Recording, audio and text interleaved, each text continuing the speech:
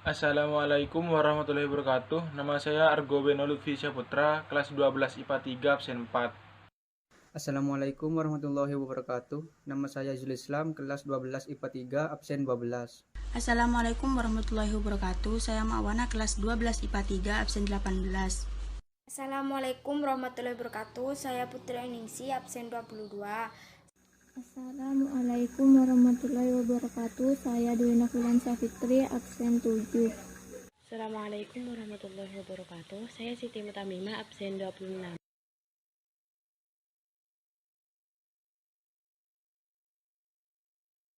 Bismillahirrahmanirrahim. Assalamualaikum warahmatullahi wabarakatuh. Kami dari kelompok 2 ingin mempresentasikan tentang kasus-kasus pelanggaran hak dan pengingkaran kewajiban warga negara Indonesia, tepatnya pada kegiatan pembelajaran 3 dan 4. Disimak ya. Kegiatan pembelajaran 3, kasus pelanggaran hak dan pengingkaran kewajiban warga negara. Di kegiatan pembelajaran 1 dan 2, kita dapat mengambil kesimpulan bahwa negara sangat menjamin warga negara dalam memperoleh haknya dan melaksanakan kewajiban sebagai warga negara. Namun ternyata, hampir setiap hari kita mendengar bahkan menyaksikan masih banyak pelanggaran-pelanggaran terhadap hak dan kewajiban sebagai warga negara. Pelanggaran terhadap hak dan pengingkaran kewajiban sebagai warga negara biasanya disebabkan oleh faktor-faktor sebagai berikut. 1. Sikap egois dan mementingkan diri sendiri. Egoisme merupakan motivasi untuk mempertahankan dan meningkatkan pandangan yang hanya menguntungkan diri sendiri. Egoisme berarti menempatkan diri di tengah satu tujuan serta tidak peduli dengan penderitaan orang lain, termasuk yang dicintainya atau yang dianggap sebagai teman dekat. Dia terus berusaha mendapatkan haknya hingga sengaja melanggar hak orang lain. Perilaku seperti ini bisa terjadi di lingkungan rumah, sekolah, dan masyarakat. 2. Kesadaran berbangsa dan bernegara yang rendah. 2. Kesadaran berbangsa dan bernegara yang rendah.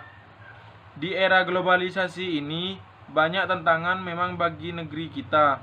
Hal ini bisa kita lihat dari berbagai daerah sering bergejolak, diantaranya tawuran antar warga, perkelahian pelajar, ketidakpuasan terhadap hasil pilkada, perebutan lahan pertanian maupun tambang, dan lain-lain. Kesadaran berbangsa dan bernegara mempunyai makna bahwa individu yang hidup dan terikat dalam kaidah dan naungan di bawah Negara Kesatuan RI harus mempunyai sikap dan perilaku diri yang tumbuh dari kemauan diri yang dilandasi keikhlasan atau kerelaan, bertindak demi kebaikan bangsa dan negara Indonesia. 3. Sikap tidak toleran. Tidak toleran berarti sikap yang tidak memperlihatkan adanya sikap saling menghormati dan menghargai antar kelompok maupun individu, baik dalam masyarakat maupun lingkup lainnya. Diskriminasi muncul ketika sikap toleransi tidak ada. 4. Penyalahgunaan kekuasaan. Penyimpangan dalam jabatan adalah suatu tindakan yang melanggar hukum. Penyalahgunaan kekuasaan juga bisa berarti seorang yang menggunakan kekuatan yang mereka miliki untuk keuntungan pribadi mereka. Saya akan memberikan contoh pelanggaran hak warga negara menurut undang-undang, yaitu sebagai berikut. 1. Penangkapan dan penahanan seseorang demi menjaga stabilitas tanpa berdasarkan hukum. 2. Penerapan budaya kekerasan untuk menindak warga masyarakat yang dianggap ekstrim dan dinilai oleh pemerintah mengganggu stabilitas keamanan yang akan membahayakan kelangsungan pembangunan. 3.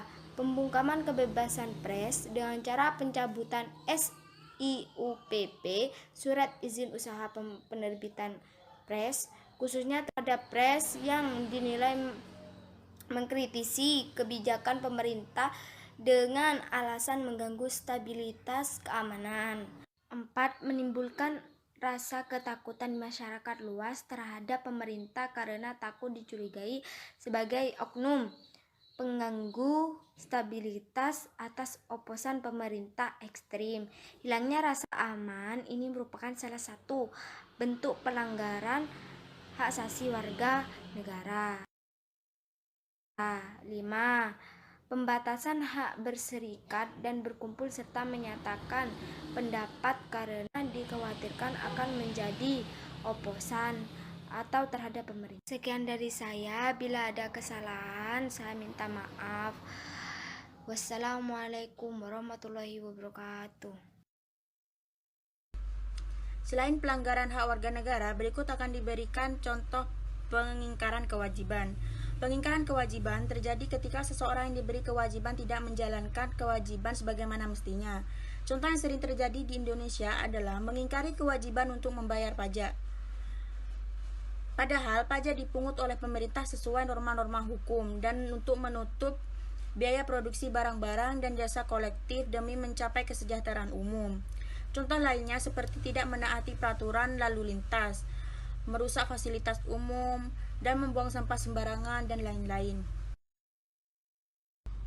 Banyak sekali orang yang tidak memperhatikan kewajibannya, padahal ini harus ditunaikan sebelum seseorang menerima dan mempertanyakan haknya.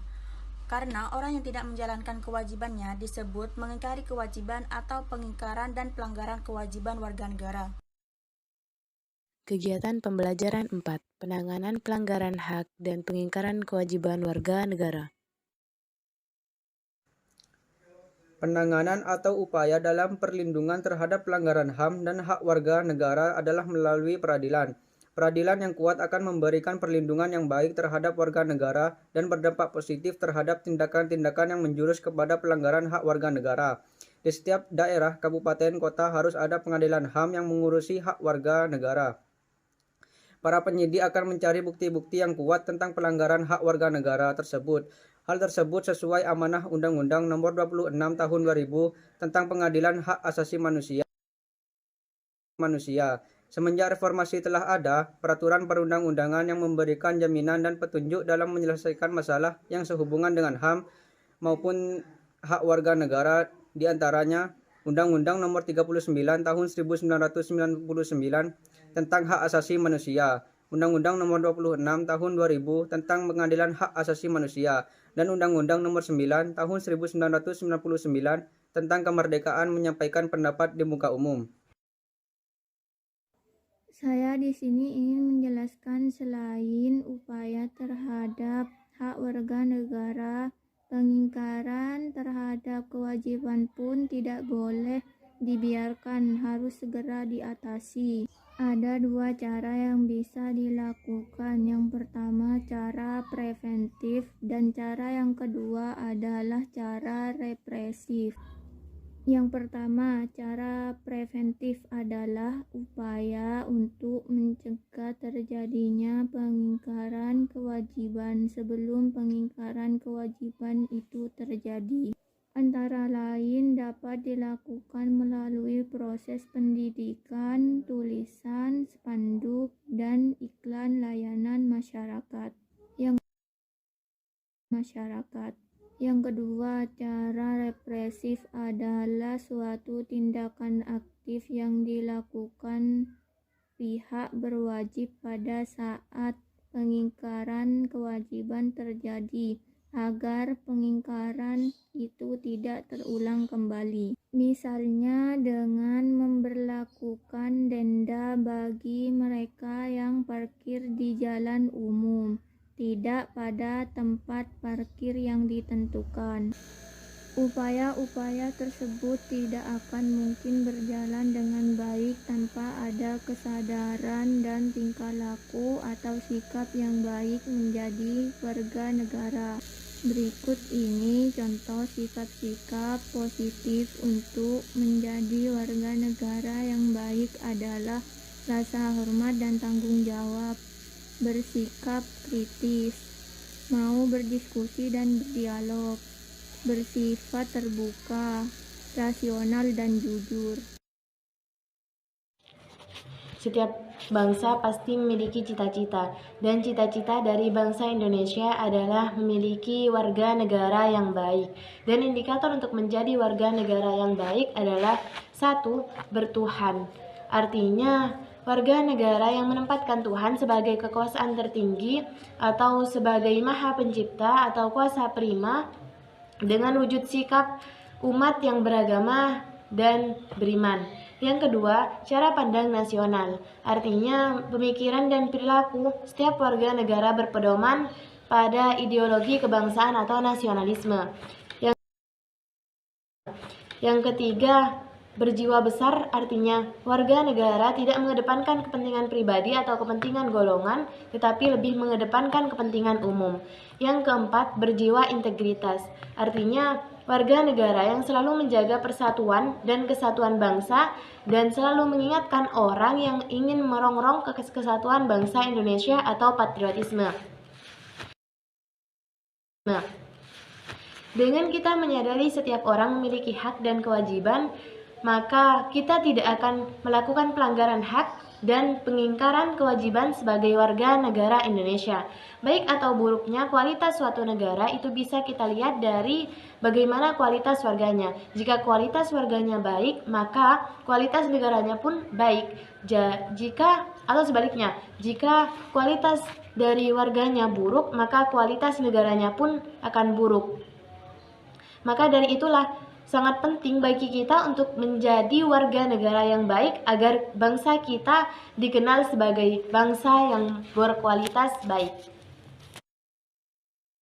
Oke, sekian dan terima kasih. Wassalamualaikum warahmatullahi wabarakatuh.